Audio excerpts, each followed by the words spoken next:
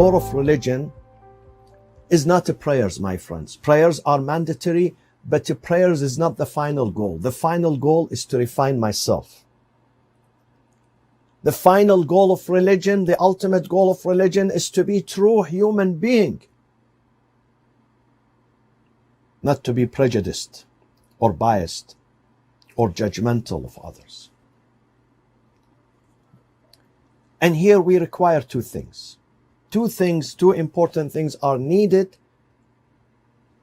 always needed, every day needed, to be able not to be judgmental. So when I speak of people, when I judge people, I judge them positively. I don't do injustice to them. I don't hurt them.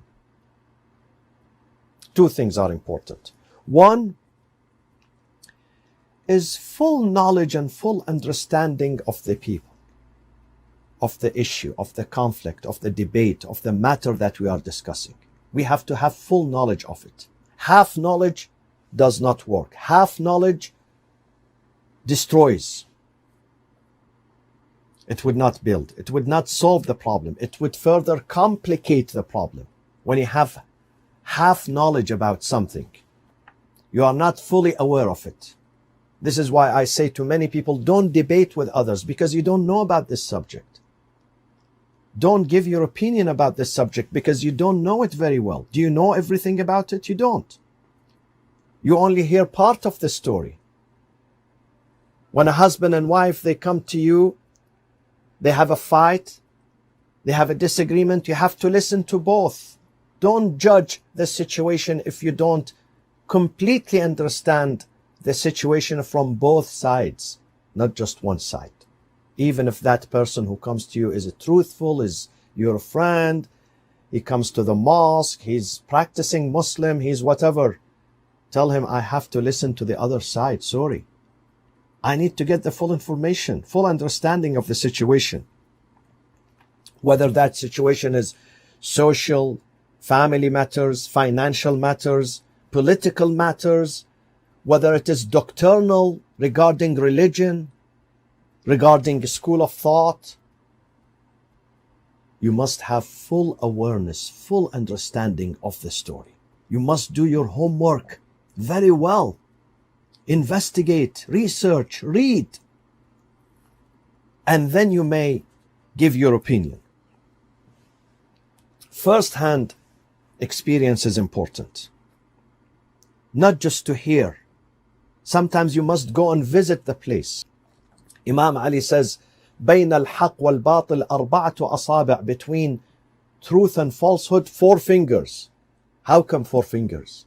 Between truth and falsehood, 4 fingers? It has to be thousands of miles. But he says 4 fingers. This is a metaphor. 4 fingers, it's here, between your eyes and your ears. Of course, if your face is too big, then it might be 6 fingers. But average size is 4 fingers. Okay? Between what you hear, which could be falsehood, and what you see yourself first-hand experience. You see it yourself. It's different. This is the difference between falsehood and truth. We hear many things. Maybe the majority of what we hear is unreliable. Gossiping, made up stories. But when you hear yourself, when you go yourself and investigate, it's different. Especially when it comes to religions and schools of thought, madahib, and doctrines. We cannot judge them by what we hear from a speaker here or there, or what we read on social media nowadays. We can't. We have to have a bigger control and say, we need to go to their place of worship and ask them, if you want to learn about any religion, any madhab, any school of thought, the best way to do that is to go to the place of worship, to the synagogue, to the mosque, to the church, to the temple. Visit the temple yourself. Read their books, not books that are written about them by others, sometimes by their enemies. Speak to their scholars, not other scholars who do not like them, who always judge them. Speak to their own scholars. So number one, informed decision. Number two, in order for us to have a good opinion about any issue, is to be fair, to be just, to be unbiased. Imam Ali alayhi salam says, Bunay, he says this to his son Imam Hassan, Bunay, اجعل نفسك ميزانا فيما بينك وبين غيرك. Make yourself a scale, a standard between yourself and others. فأحبب لغيرك ما تحب لنفسك واكره له ما تكره لها. When you put yourself between you and others, make yourself the scale, make yourself the standard, make yourself the measurement, mizan, then you're going to love for others what you love for yourself and to hate for them what you hate for yourself. If occupation is bad, you don't like it, then don't occupy people's land and people's homes. If act of theft, you don't like it for yourself, you don't want someone to steal your belongings, to steal your car, to steal your money, to steal your bank account, then don't steal from others. If abuse and torture and persecution is bad, then don't do it for others. Don't.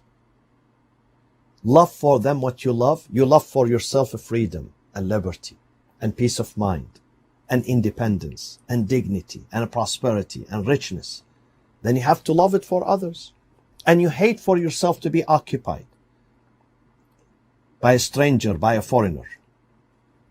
You hate for others to interfere in your life. So don't interfere in their life, in their business. You hate for others to disrespect you, so don't respect anyone. We have to be fair. And we should not be influenced by any human consideration or any human pressure. We must speak the truth. كونوا قوامين لله شهداء بالقسط. شهداء بالقسط, bearing witness to justice, standing for justice. Don't be intimidated by pressure of your community, your tribe, even your religion. Be a free person. Speak the truth.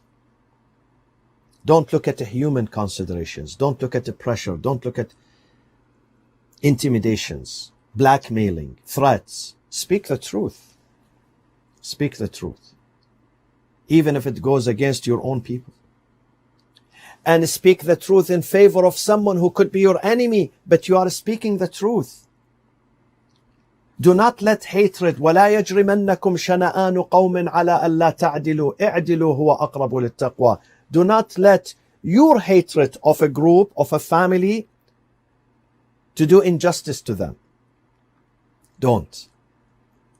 Have bigger control over your desires and your emotions.